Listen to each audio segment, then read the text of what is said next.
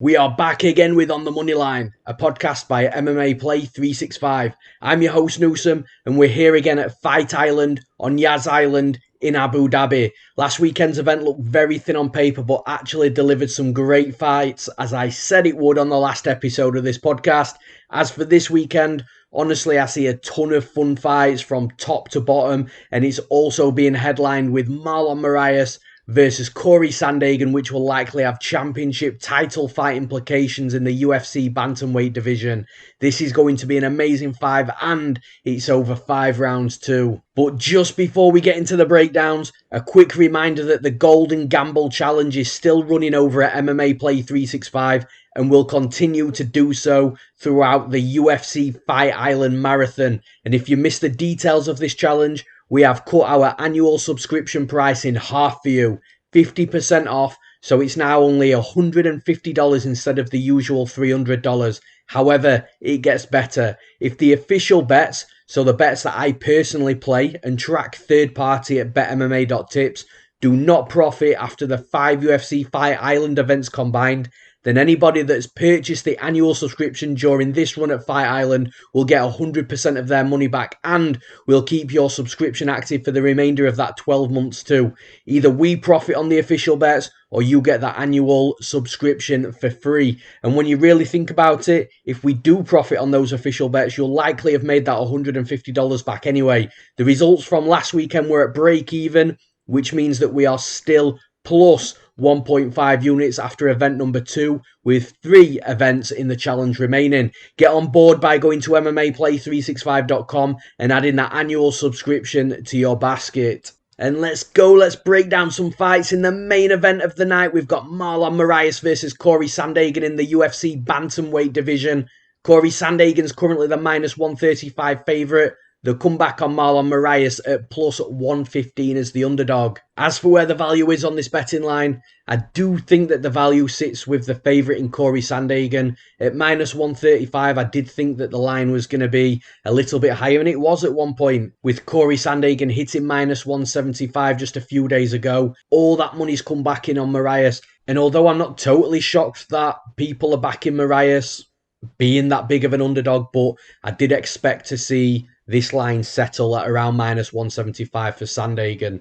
As for where the line moves, I do think we're going to see more money coming in on Sandhagen, but I think from what we've seen so far with the trend betting on this fight, that Sandhagen will only get to a certain line before that money starts coming back in on Marlon Moraes. I think that we could see Sandhagen closing at minus 150 with Moraes around the plus 130 mark. As for how this fight plays out though, it's a really interesting fight and it makes a lot of sense, and I love the fact that it's over 5 rounds as well, because I do think that this fight will get stretched and we might see those championship rounds, and it's going to be really interesting if we do get to those 4th and 5th rounds of who's fresher, who's looking better, is a fighter starting to take over. And I actually think that 5 rounds favours Cory Sandhagen in this spot.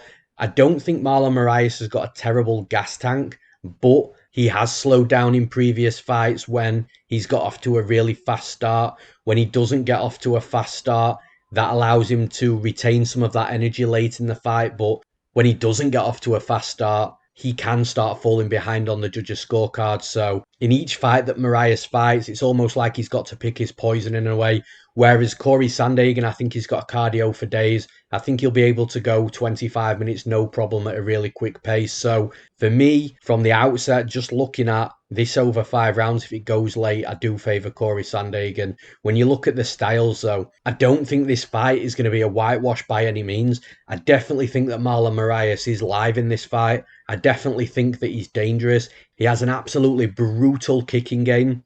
He fights out of that orthodox stance. He's got a very quick, hard lead switch kick to the head. He has knocked fighters out with that before as well. But he also fires that rear right leg really quickly as well. That can act as a low kick, a body kick, a head kick also. Even when he's in the pocket, he just seems to be able to fire kicks out really fast. And this is a big weapon for Moraes. And if he doesn't come out here with a kicking heavy game plan, then I think he's going to get picked apart. I'm not saying that he doesn't have hands. He can definitely throw, but the hands tend to come in firefights, when he gets inside that boxing range, when he gets near the clinch range, he'll let loose with 2 or 3 punch combinations.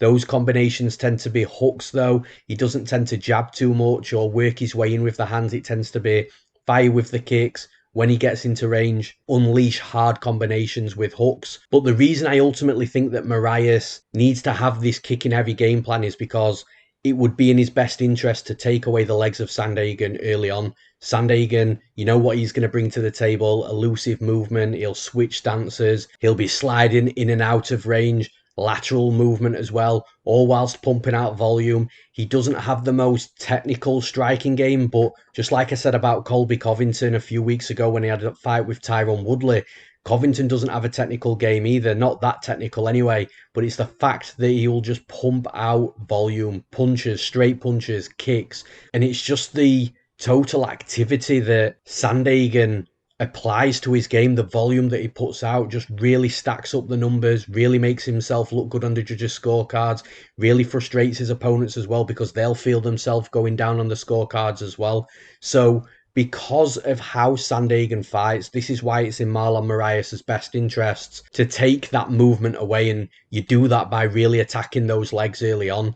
The thing is with Moraes, some fights he will have a kicking heavy attack and some fights he won't, so you've almost got to put your trust in him that he's going to come to this fight with that game plan. However, I think stylistically this is a good fight for Sandhagen. A couple of reasons behind that. Firstly, I feel that the switch stances will definitely help Sandhagen if Moraes comes in kicking heavy at the legs, because 100% of the damage of those leg kicks won't be going onto one leg. It'll be split out between the two. And also because of the switch stances, if Moraes gets one of Sandhagen's legs hurt, Sandhagen can switch stances and fight comfortably from that opposite stance. Obviously, that's not massively ideal for Sandhagen, but it's an option nonetheless. And the second part about this is the height of Sandhagen. With him being 5'11", I do feel that the head kicks that Moraes has been really dangerous with in his previous fights, the kicks that have hurt his opponents or knocked his opponents out, I don't think they're going to be as prominent here because the kicks got to hit higher, because the attack's higher.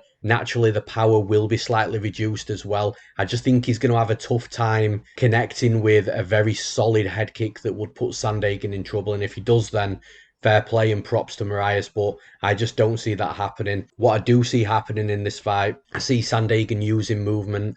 I see Sandhagen putting on a very fast pace. I see him racking up volume. And although Moraes is definitely going to have his moments, and like I've mentioned a couple of times already, those low kicks are so dangerous in this fight, I just think that Cory Sandhagen will be able to get past that. And if I'm right, if Cory Sandhagen can deal with those low kicks and get past that, I do feel it's going to be a relatively comfortable fight for him, because he's not going to have a fighter in front of him like Aljamain Sterling that's going to be shooting him for takedowns, looking to wrestle, looking to get the fight down to the mat and grapple. I think it's going to be a stand-up fight. It's going to be won and lost on the feet. And I just feel that Cory Sandhagen is cardio slightly better, his volume slightly greater, and I feel like he's the more tricky fighter to beat inside the cage. So for those reasons, I'm picking Cory Sandhagen to win this fight. And in the next fight, in the co-main event, we've got Edson Barboza versus Makwan Amirkhani. Edson Barboza is currently the -260 favourite. The comeback on Amirkhani at +220 as the underdog. As for where the value is in this fight, I do think that the value is with the underdog at this point. I think the odds are slightly too wide, even though I do favour Barboza to win this fight, which I'll explain very shortly. But I don't think the odds should be this wide. So if you are playing this fight, if you are taking the dog, I don't blame you at all. As for where the line moves, I do think at this point it might have hit the limit for how wide of a favourite Barboza gets. So for that reason, I do think that the Amirkhani money will come in the closer we get to fight night on Saturday night. And it wouldn't shock me to see Amirkhani maybe dip below the +200 line, maybe +190, +195. As for how this fight plays out, though, it's a clear striker versus grappler fight, in my opinion. Even though Amirkhani can strike, he's put a lot of work into his boxing over the years. I just don't think he can go into this fight and box Barboza up. I think it's going to be a lot more complicated than that for him. I think if he tries to strike with Barboza over 15 minutes, I think Barboza's going to get off on some hard kicks. Kicks to the legs, kicks to the body, kicks to the head, spin kicks. We all know what Barboza brings to the table. He's an absolutely brutal kicker and one of the hardest kickers that we've ever seen in the UFC. So I don't like Amirkhani's chances in this fight if it stays on the feet. The thing is, I actually think that Amirkhani will spend a lot of time on the feet in this fight for two reasons. Firstly, I don't think Barboza will whitewash Amirkhani on the feet. And although Barboza will look good over the course of the fight in a striking battle, I do feel that it will be relatively competitive in moments in this fight, and that will give Amirkhani moments striking as well. I think there will be moments where Amirkhani gets inside and gets some punches off. I think he will have enough success on the feet to make him believe that he can win the fight on the feet for the majority of the fight. But the other side to why I think that this fight will predominantly take place on the feet is Barboza's takedown defense. I think that he could be taken down. He might even be taken down once or twice in this fight. But you look at when he fought Khabib took him down. And in those first, second, third takedowns where Khabib was taking Barboza down, Barboza was getting back up to his feet relatively quickly. He's got a decent get-up game. I don't think Amirkhani's wrestling is on the level of Khabib. It's nowhere close to that level of Khabib. But I think that Amirkhani might have difficulty taking Barboza down and keeping him down. And eventually, if Barboza keeps getting back up to his feet, I do feel that it'll be Amirkhani that starts to tire a little bit more than what Barboza does by constantly trying to take Barboza down. So for me, in that scenario, I do think that Barboza will absolutely style on Amirkhani if Amirkhani starts tiring. But if he doesn't go for a wrestling heavy game plan, he will retain some of that energy. He probably will go 15 minutes, no problem. But unfortunately, in a striking battle, I just have to favour Edson Barboza. I think the fight is won and lost on the feet, and for that reason, I'm picking Edson Barboza to win this fight. And in the next fight in the heavyweight division, we've got Ben Rothwell versus Marcin Tybura. Rothwell currently the minus 165 favourite. The comeback on Tybura at plus 145 as the underdog. As for where the value is on the betting line, I don't think there's too much value in this fight. And the reason being is I think the line's pretty accurate, pretty fair. And if Rothwell was minus 135, minus 140, then for sure I'd see some value. But as of where it is right now, I don't see a lot of value in it. As for where the line moves, I do think it might close up a little bit the closer we get to fight night. I didn't think we were going to see minus 165, but over the last few days, all the money has been coming in on Tybura, and it doesn't shock me. I'm not surprised. He does have a couple of legit paths to victory, so I can see why people are betting on him. So for me, with that current trend, it wouldn't shock me to see this line close up a little bit. If Rothwell went out there on Saturday night as a minus 150 favourite, again, it just wouldn't surprise me, and I think it could close at around that sort of range as well. As for how this fight plays out, I just don't trust Marcin Tybura anymore, especially at this level. If he was fighting like a Sergey Spivak, or if he was fighting a UFC debutant that was just coming through or maybe came from the Contender Series, I think those are the type of fights that Tybura will look really good in. But against Ben Rothwell, I do think that Tybura will have a speed advantage. I do think he'll have a volume advantage.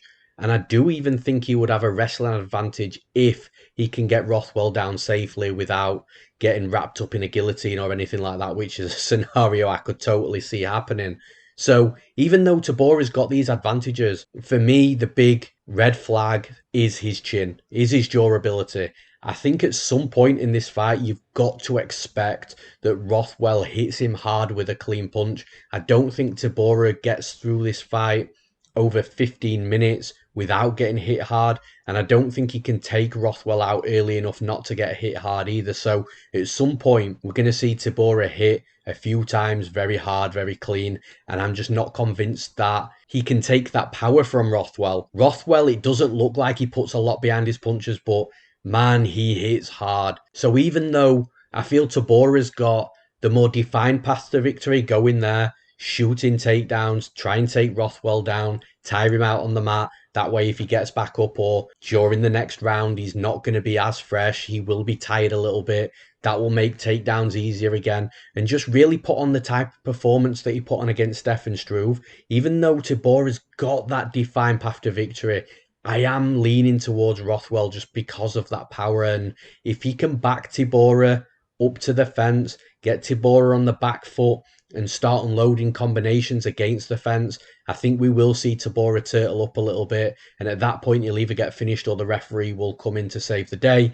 I like Ben Rothwell in this fight from that power perspective, so I'm picking Ben Rothwell to win this fight. And in the next fight, we've got Marcus Perez versus the newcomer Dricus du Plessis. On the money line, we've got du Plessis, the -160 favourite, the comeback on Perez at +140 as the underdog. As for where the value is in this fight, I do think there's very minimal value in du Plessis at the minute. He was -145, a little bit lower in some places just a couple of days ago.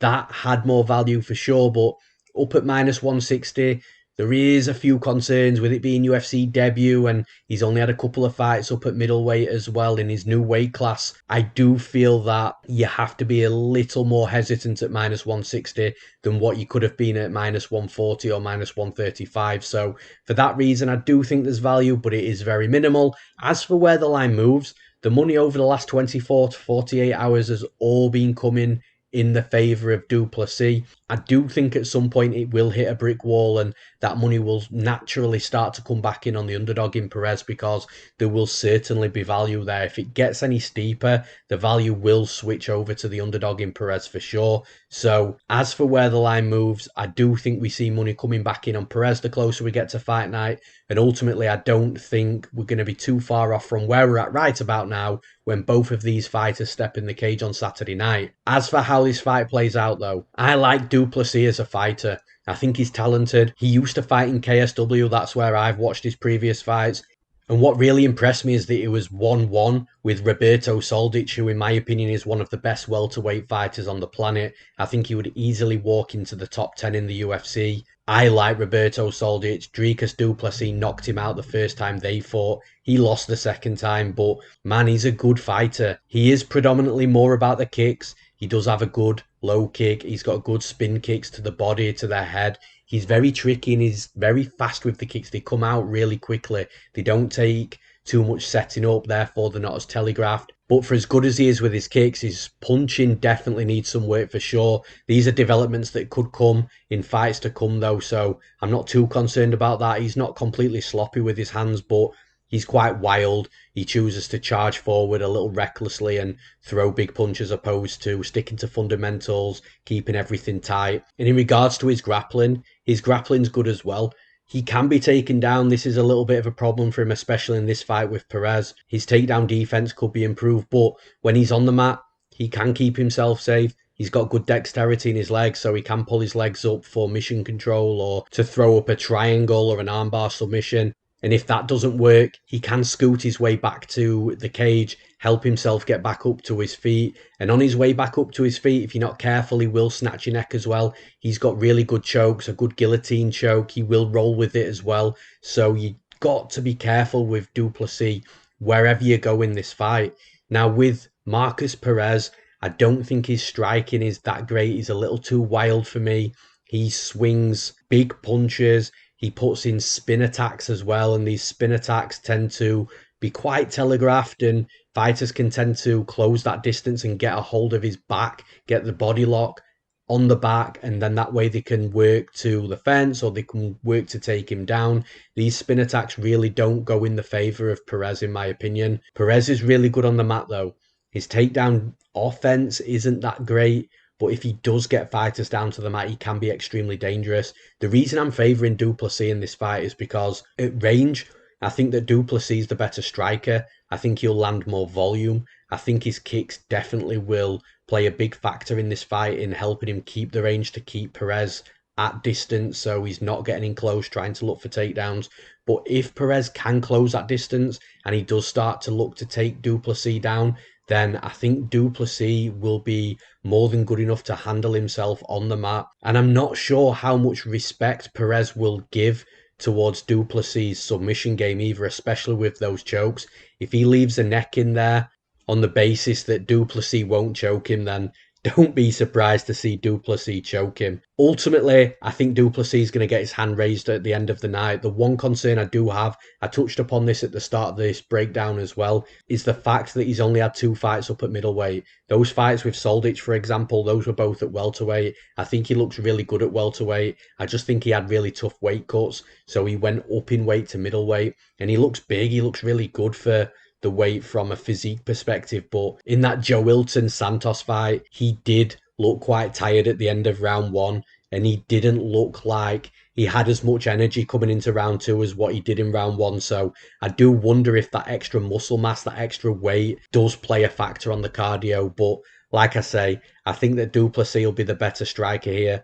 I think he'll be able to handle himself on the mat. I think he'll be able to give himself opportunities to potentially sub Perez if Perez starts having some success with his own game plan. So for those reasons, I'm picking Dricus du Plessis to win this fight. And in the next fight, we've got Tom Aspinall versus Alan Baudot. Tom Aspinall currently the minus 465 favourite. The comeback on Baudot at plus 370 as the underdog. As for where the value is on this betting line, I don't think there's too much value where we're at right now. I think that Tom Aspinall is absolutely the rightful favourite. I think he's the rightful big favourite as well. It's just at minus 465, minus 470, closing into minus 500. That's getting very close to a limit where not many fighters in the world of mixed martial arts will have much value. So for me, Aspinall absolutely the rightful favourite, but the line is just getting a little too out of hand from a value perspective. As for where the line moves though, I do think we see Aspinall hit the minus 500 range. I think he might even go to minus 550. Come Saturday night, it wouldn't shock me to see him at minus 600 either. I know that might seem a little crazy. I don't think there'll be any value in it, as I've already explained, but I do think that Aspinall will be in a lot of parlays, which should increase those odds the closer we get to fight night. As for how this fight plays out though, I think Aspinall has advantages in every area in this fight. I think Aspinall's quite a well-rounded heavyweight. I'm quite excited to see how far he can go in the UFC and where his ceiling is, because I think his ceiling's quite high. And the one thing I said from his debut is that I hope the UFC do the right thing with Aspinall and, you know, level him up properly, so to speak, give him the right fight, as opposed to giving him a top heavyweight and someone that he's just not ready for. If the UFC keep him on this path, and like I say, just keep giving him the right fights, fight after fight, steady increases in level of competition each fight, I think Aspinall could be a really, really top prospect in this division. I really do. He's a good striker, comes from that boxing background. He's also got a jiu-jitsu background as well, so he's good on the mat. His wrestling could use a little bit of work, but listen, on the feet he's good, he's quick, he's powerful, he throws in combinations, he's got good movement for a heavyweight. He's not a huge heavyweight either, so that movement and that speed does come naturally to him. And then when he's on the mat, we haven't seen too much of this yet, but trust me, Tom Aspinall has got good Brazilian jiu-jitsu. And as for Alan Baudot, I just think he is definitely weak on the mat. In his last fight, he got out-grappled by someone that gets out-grappled. And in regards to his striking, I just don't think he looks that crisp or sharp. I think Aspinall's got more power.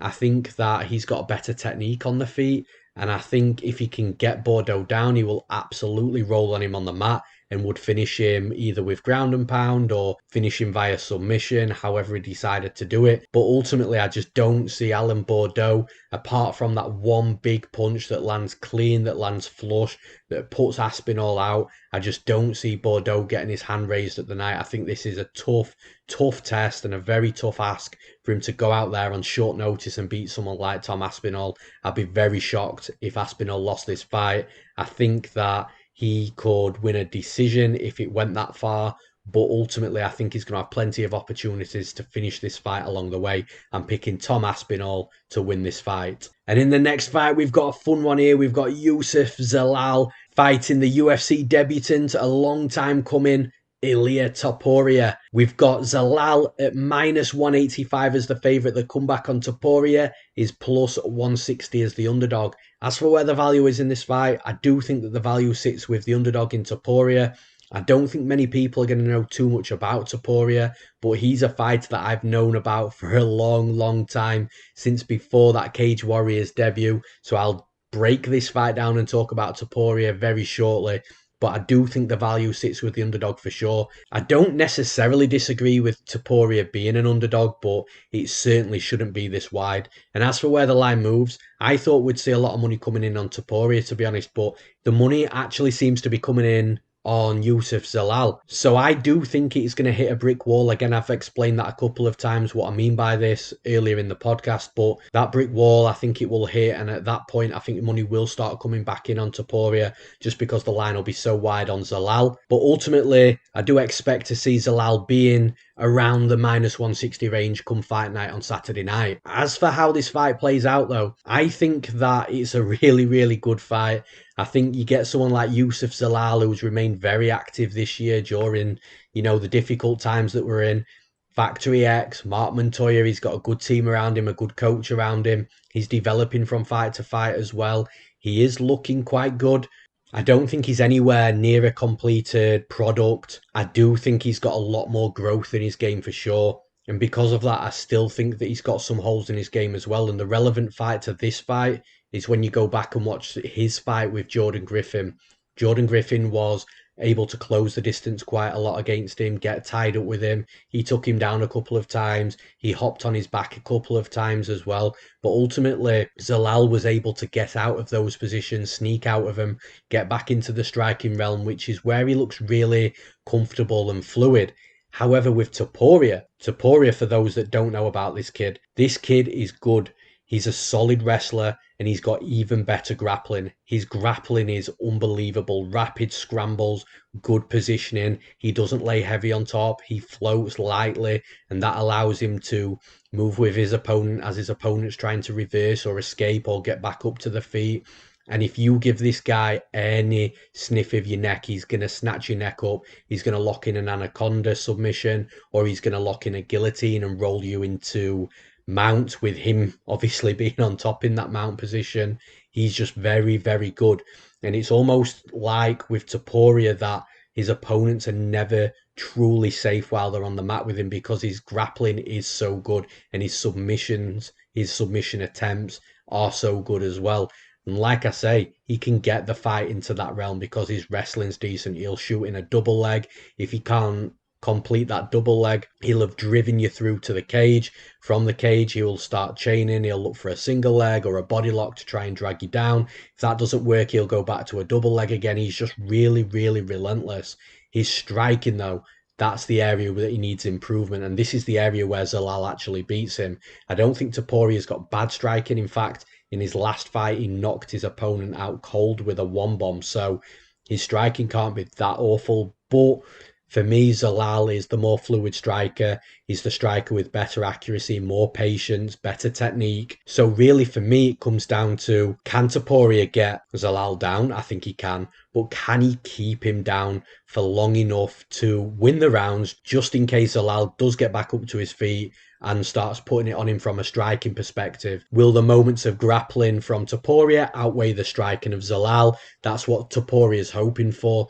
Ultimately, I just feel that Topuria can get a hold of Zalal off, and Jordan Griffin did it. If Griffin did it, I think Topuria can do it, and I think Topuria is a better grappler than Griffin as well. So the moments where Zalal was escaping and getting back up to his feet, I just don't think Topuria will allow that to happen, at least not easily anyway. And although Zalal is the better striker for sure, I think Topuria can hang. I think he can be competitive until he does start shooting takedowns, start finding his entries, and start looking to get the fight to the mat. I think it's going to be a good fight. I think there's going to be a lot of crazy scrambles. I don't think Topuria will whitewash Zalal on the mat. I just feel that the mistakes that Zalal was allowed to get away with in the Griffin fight, I don't think he'd get away in the Topuria fight. So Zalal wants to hope that he's made developments in that grappling realm, because if he hasn't, then I think Topuria will find a finish in this fight. But I do expect developments from a young fighter like Zalal that is improving from fight to fight. So it's going to be competitive.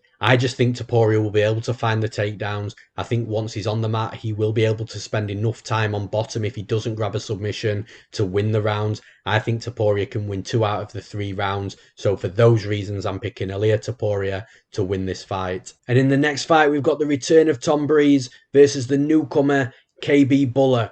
Tom Breese currently the minus 265 favourite. The comeback on Bhullar at plus 225 as the underdog. As for where the value is in this betting line, I don't think there's any value in this fight at all. I feel that the line is fair, it's accurate. I feel Tom Breese is roughly around where he should be. It might be a little too on the wide side, but I can't complain at minus 265. I think this is a good fight for Tom Breese, which I'll explain shortly. As for where the line moves, I honestly could see more money coming back in on Breese. I think he might be a fighter that is in a few parlays here, like I explained with Tom Aspinall. When that happens, the odds do increase on that fighter in those parlays accumulatively. But as for how this fight plays out, I do feel that Bhullar looks very green. His striking looks green. We haven't seen too much of his grappling, but from what we have seen, again, I don't think that he looks anything special right now. And listen, he might be making huge developments from fight to fight, but just from what I've seen of Bhullar, I just don't feel that he's on this level to go out there and beat somebody like Tom Breese. I know Tom Breese has had problems himself. I'm honestly not sure where Breese goes from here. If he wins the fight, great. Who does he fight next? Does he get that big step up again? Does he have another run at the top 15 and look to put some back-to-back wins together and get on a little bit of a win streak? I'm not too sure. It all depends, where his head's at and what he wants to do, where his motivation is. But right now, we're not looking into the future too much. We're looking at this fight on Saturday night and how he matches up here. I honestly think he's got all bases covered. Breese has never been a bad striker. He's got solid low kicks. He's got good straight punches, a good jab, a good straight down the barrel as well. He'll put combinations together in the pocket. He's not phased about getting into a firefight because if it does get too tough, he's physical for the division. He'll push his opponents back. If he can take his opponents down, he's got really, really good Brazilian jiu-jitsu, high-level jiu-jitsu, good submissions, good transitions, good control on the top when he's fighting against the right opponent, of course. Obviously, in his last fight against Brendan Allen was the better wrestler, he was the better grappler, he was the better submission grappler as well, and it showed. But in this fight with Bhullar, I think Bhullar is a little out of his depth here. I think Breese can keep the fight standing and win that way, win a decision, or try and put him out along the way. But if Breese decides to wrestle and take this fight down to the mat, then I think he's got bigger advantages down there as well.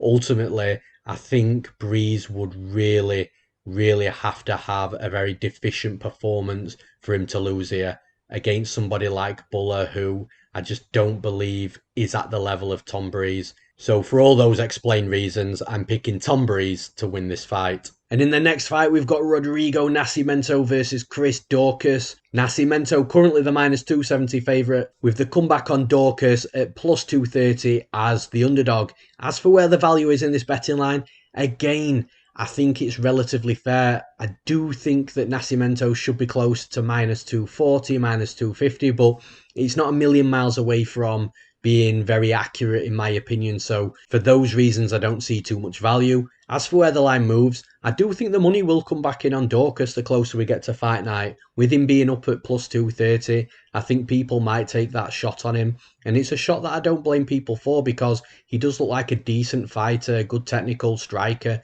And I said this in the breakdown of his last fight as well, before that fight happened, obviously.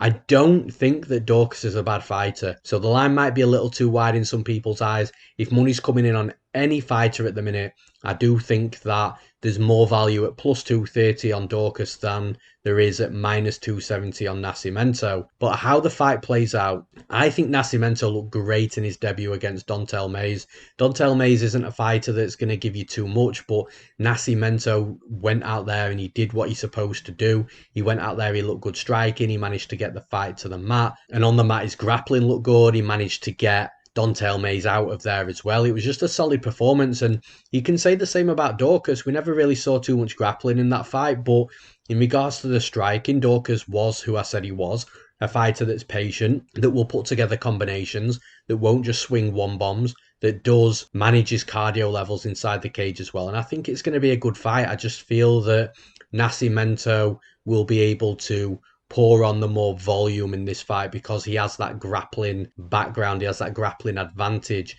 I think if he pours on a lot of volume and Dricus decides to try and shoot to relieve that pressure, I do think that Nascimento would welcome that for sure.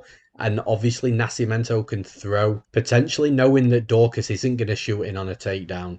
And in fact, if he throws hard and throws aggressive, knowing that Dorcas isn't going to shoot a takedown, it's going to push Dorcas back. Once Dorcas starts going back, that's when Nascimento can tie up and start looking for takedowns himself. So although from a quality and a skill set perspective, I don't think these two fighters are a million miles apart. I do think the stylistic matchup favours Nascimento. I think if it goes 3 rounds, Nascimento will have put in a little bit more work in regards to volume. I think he'll have scored takedowns along the way, top control along the way, control time along the way, and he'd win a decision in that scenario. But I also think that Nascimento, with that grappling prowess, that submission threat, I do think he is more of a threat to finish this fight.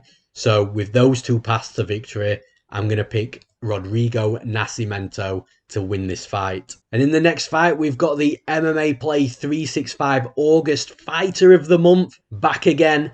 Impa Kasanganay versus Joaquin Buckley. Kasanganay currently the minus 255 favourite. The comeback on Buckley at plus 215 as the underdog. As for where the value is on this betting line, I do think we've got minimal value in Kasanganay. But again, I think the line is relatively fair. I don't think it's too far away from where it should be. Again, maybe a little on the wide side, but I honestly think that there's still a little bit of value in Kasanganay, specifically if you want to play him in a parlay rather than playing him straight. As for where the line moves, I think the money's going to come in on Kasanganay too. I do think he will be in those parlays. As I've already mentioned a few times in this podcast, those parlays do rack up and they do increase the odds of that fighter that's in them. But as for how this fight plays out, I'm really impressed with Kasanganay. He genuinely looks like a fighter that is developing from fight to fight. Every time we see him, he looks better and better. I did pick him to beat Maki Pitolo, but I did have doubts about, can he perform in a fast-paced fight, a violent fight? Can he withstand that pressure and those punches coming back in on him? And that's what Pitolo was offering to Kasanganay. And honestly, Kasanganay took it, fired back. It looks like he's got a solid chin. He's definitely got insane cardio because that was a very fast-paced fight against Pitolo. And Kasanganay looked fine the entire way through it. I really like Kasanganay. We saw a really good striking performance from him against Pitolo, but he's also got good takedowns as well. And I think he's going to be a problem for a lot of fighters, and I think he's going to be a problem for Buckley in this fight as well. Buckley, he's an aggressive fighter. He likes to come forward. He likes to wing hard bombs. He can connect as well. His accuracy is not too bad. And also for his style, again, his cardio is not bad either. So I don't think he's a fighter that's just going to ultimately gas out after a couple of minutes or 1 round. The one thing in this fight that something doesn't sit right with me is that I know I've just said that Kasanganay's got a solid chin. He was taking a lot of hard shots from Pitolo, but Buckley does swing very, very wild. He does hit very, very hard. It just wouldn't shock me in this fight. There's just something telling me that Kasanganay is going to get hit with a couple of hard shots, maybe a brutal 2 or 3 punch combination, an explosive combination that really hurts Kasanganay. I'm not sure. It just seems to be a bit of a gut feeling. But listen, we don't pick on gut. We pick on head. We pick on what we see in tape. So for those reasons that I've mentioned with Kasanganay, his level that he's at now, the fact that he's developing really well, that he's got good striking, he can handle a firefight, he's got good cardio, he's got wrestling in his back pocket as well. I think he's got multiple game plans in this fight should he need one to be a backup, multiple paths to victory. I'm picking Impa Kasanganay to win this fight. In the next fight, we've got a fun one. We've got Ali Al-Kaisi versus Tony Kelly. Tony Kelly currently the minus 225 favourite. The comeback on Al-Kaisi at plus 185 as the underdog. And as for where the value is in this fight, I do think it sits with Ali Al-Kaisi at minus 185.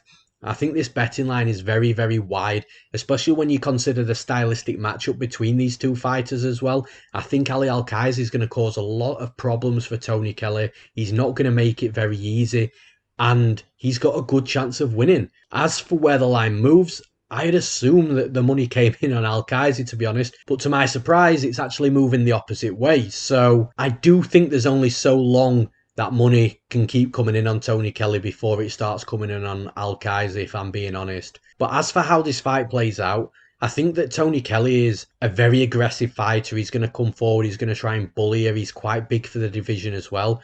But I don't think Al-Kaisi is the type of fighter that's going to be easily bullied. And if you do put too much pressure on Al-Kaisi, he'll just level change, shoot a takedown, and probably complete it as well. This is one thing that we saw Kai Kamaka do really well against Kelly. When things got a little bit tough, Kamaka just took him down, and Kelly didn't really have too much to offer off his back either. Kamaka did have success in that way, and I think Al-Kaisi can have success in that way as well, because I think he's got a very underrated wrestling game. If Al-Kaisi doesn't take Kelly down, it's going to be a very wild, a very explosive fight. I think both fighters are going to get hit quite a lot, but in that position, I do think that Tony Kelly would be the better fighter constantly moving forward, because I do think he's a more natural aggressor. And if he didn't finish Al-Kaisi, he'd probably look better on the scorecards. But I just don't think it's going to be as simple as that. I think Al-Kaisi will have his moments. I think Al-Kaisi will be able to score takedowns. And with those takedowns, I honestly would expect Al-Kaisi to rack up some control time, some top time as well, which will definitely give off good optics in the judges' eyes at least. So I think the value is on Ali Al-Kaisi. I think the line's really, really wide. I think stylistically it's not a bad fight for him at all. I think he's got legit paths to victory. I'm picking Ali Al-Kaisi to win this fight. And keeping on that fun fight trend, we've got Giga Chikadze versus Omar Moraes. Omar Moraes currently the -145 favourite. The comeback on Chikadze at +125 as the underdog. As for where the value is in this betting line, I think there's value on Omar Moraes at -145. I would have expected to see Moraes up at -160, -170, and even then there'd be minimal value, but at -145, I don't think it's a bad betting line at all.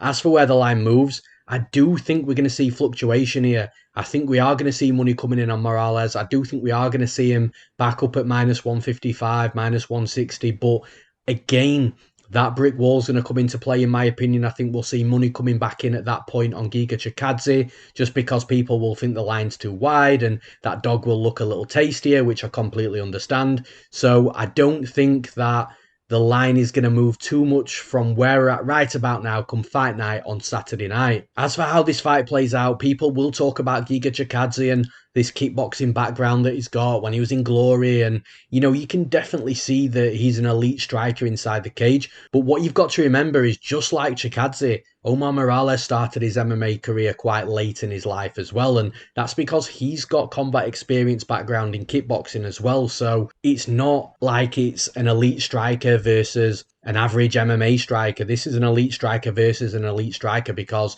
although Giga Chikadze seems to be more flashy and has more weapons in his arsenal, Omar Moraes just keeps everything tight, crisp, it's powerful, he only throws what he needs to throw, and what he does land is absolutely heavy, and that's where I really like him in this fight. And he's got good cardio as well, and that's another aspect to this fight where I think he's going to have significant advantages. Giga Chikadze, for me, I think he's going to start fast. I think he's going to win the opening round. I think he'll start round 2 well as well. But Omar Moraes isn't a fighter that you're going to be able to walk through very easily on the feet. Even if you are a good striker like Giga Chikadze, I just don't think Moraes is the type of fighter just to roll over and take that storm and not give anything back.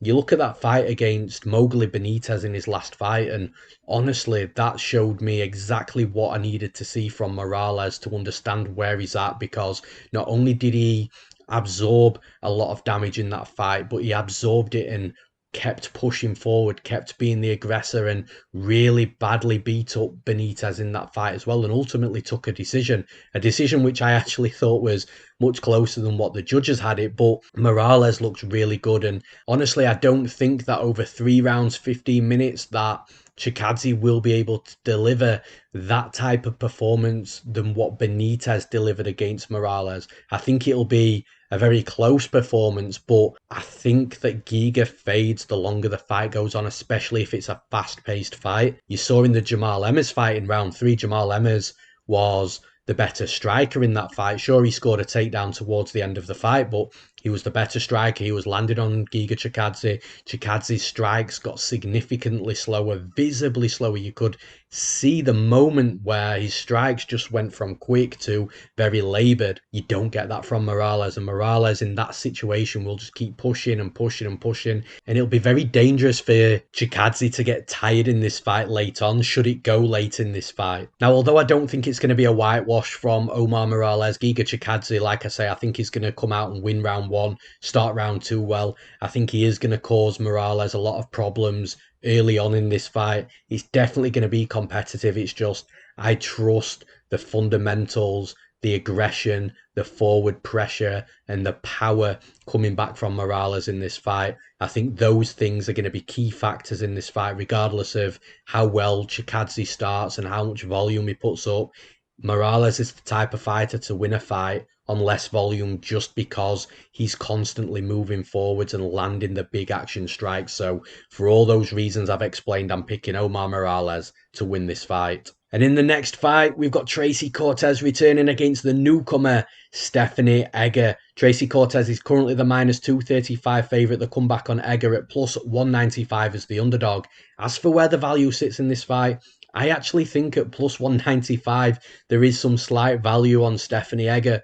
When you dig into the tape and watch her fights, you can see that actually stylistically she matches up very, very well with Tracy Cortez. And Cortez is a fighter that I've been super impressed with, a fighter that I like a lot. And I think her style is going to win her a lot of fights in the UFC. So for me, I'll talk about the style shortly, but I think it's going to be a very close fight. So for that reason, at plus 195, I do see the value in Stephanie Egger. And as for where the line moves, Tracy Cortez was quite a big favourite a couple of days ago, so all that money has been coming back in on Stephanie Egger. I do understand it, and I think more money will continue to come in until Cortez drops below the minus 200 mark, and if that happens, I think money will start coming back in on Cortez, and I actually think the value will flip onto Cortez at that point. I do think if she's minus 190, minus 195, then she holds a little bit of value there for sure. As for how this fight plays out though, I've already mentioned stylistically, these fighters match very well against each other. They both like wrestling, they both like grappling, they both like to be on top. So it's going to be really interesting to see who gets the upper hand in this fight. Because when you look at Egger's fights, she stays striking for, 30 seconds, 45 seconds, and then bang, it's a takedown. And once she gets the takedown, she gets into a dominant position. She is heavy on top, good balance, good positional awareness. And she's got good finishing ability on the mat as well, whether that be with a submission or with ground and pound. She can make herself look really good while she's on top, getting in that top control too. The thing is, she hasn't fought anybody like Tracy Cortez. And Cortez has got that same style as well. She will strike for longer periods than what Egger seems to like to strike for. So that does make me believe that Cortez's striking is likely more efficient than Egger's. So that might be why Egger's shooting for these takedowns very quickly. But ultimately, Cortez likes to close that distance, get in on a takedown and get her opponents down to the mat. Her wrestling seems to be a little bit better than Egger's. Egger tends to crash forward, whereas Cortez is more wrestling fundamentals, dropping down, shooting in a single or a double leg against the cage, chain wrestling really well, and getting the fight down naturally from a wrestling perspective, whereas like I say, Egger just crashes forward, storms into the takedown. I'm not sure against this level of competition against Tracy Cortez that's going to work as effectively as it has done with her previous opponents.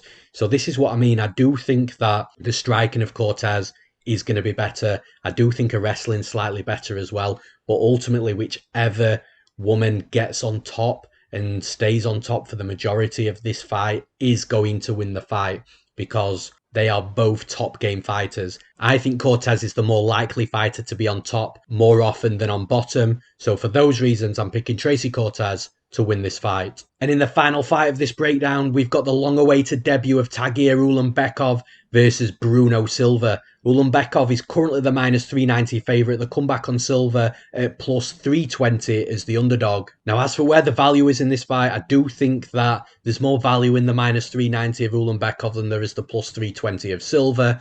But again, if Ulanbekov hits into minus 400, minus 450, then I think you're getting very close to a point where there's just going to be no value at all, even though the favourite is very likely not going to lose. As for where the line moves, I do think it hits into the minus 400 range. I do think Ulanbekov again will be part of those parlays that I've spoken about previously in this podcast. Those parlays will add up. It'll increase the odds. And it wouldn't shock me to see Ulanbekov enter the cage on Saturday night, minus 420, minus 430. As for how this fight plays out, I think Ulanbekov is going to have a lot of success with his wrestling here. His striking isn't bad. He can strike, he can hang. And in fact, I think he's probably got the better striking in this fight as well. But I think it's going to be the classic case of the wrestling of the wrestler being able to nullify the jiu-jitsu of the Brazilian jiu-jitsu artist. I think that as long as Ulanbekov takes Bruno Silva down and doesn't get caught in anything going down, such as a guillotine or an armbar in a scramble or anything like that, I think Ulanbekov will be able to control the fight in top position. I think he'll be able to pass guard if he does feel a little unsafe in Silva's guard, again with the armbars and the triangle opportunities, because Silva is a good jiu-jitsu player. But I ultimately think, regardless of where Ulanbekov takes this fight on the mat in regards to his position, whether he's in guard, half guard, side control, mount, I do think that he will be able to remain safe, and that's so key in this fight, because if he can't remain safe, then that's where he loses.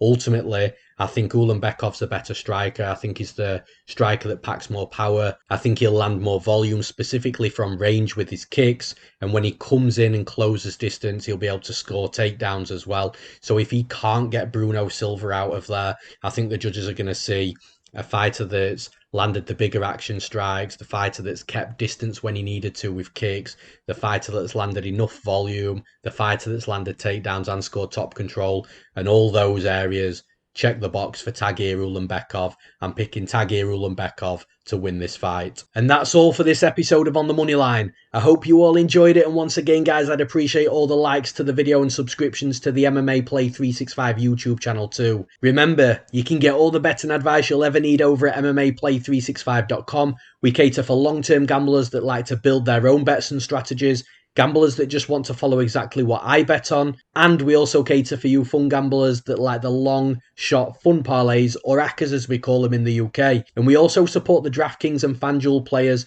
with our daily fantasy sports content too, which comes with our very own private chat room on Discord, so you can chat to our expert throughout every fight week. We have plenty of different packages and subscription options for you guys to choose from, including the Golden Gamble Challenge, and everything is at a very affordable price too. Just hop onto MMAPlay365.com and see what's best for you. Thank you all for listening, and we'll see you at the next event.